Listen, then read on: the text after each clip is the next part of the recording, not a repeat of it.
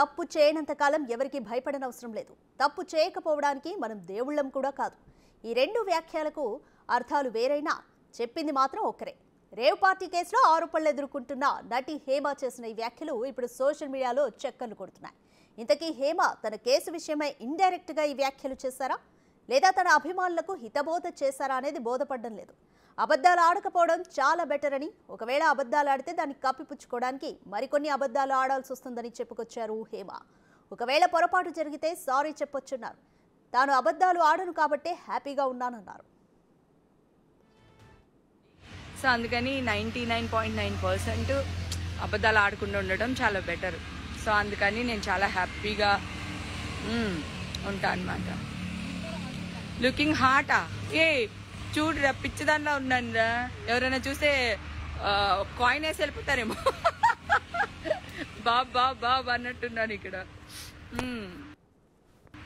ఇంకేం విషయాలు, చాలా రోజులైంది మీ అందరితో మాట్లాడి. ఐ లవ్ యూ టూ అక్క.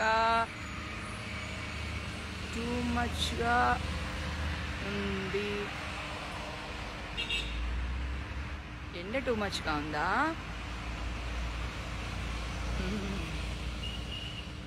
హాయ్ మ్యామ్, తిన్నారా? లేదు, మళ్ళీ ఎండ వచ్చిందా?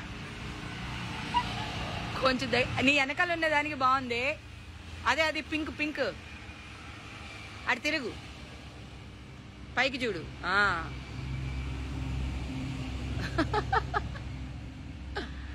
అమ్మా, ఇందాక ఇంకో చెడు దగ్గర కోసి ఇక్కడికి వచ్చా అన్నమాట. అది సురేఖవాణి ఇంట్లో ఉండుంటుంది. 8 అయిందిగా, లెగుస్తుంది. అది 8కి లెగుస్తుంది, నేను 6కి లెగుస్తాను. లవ్ యూ హేమ గారు. Okay, thank you, big fan of you, thank you.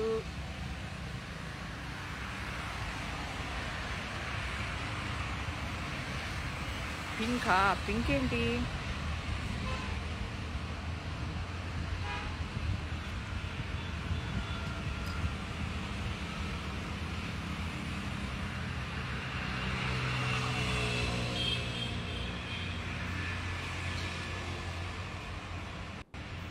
Hi hello అక్క, హౌ ఆర్ యూ?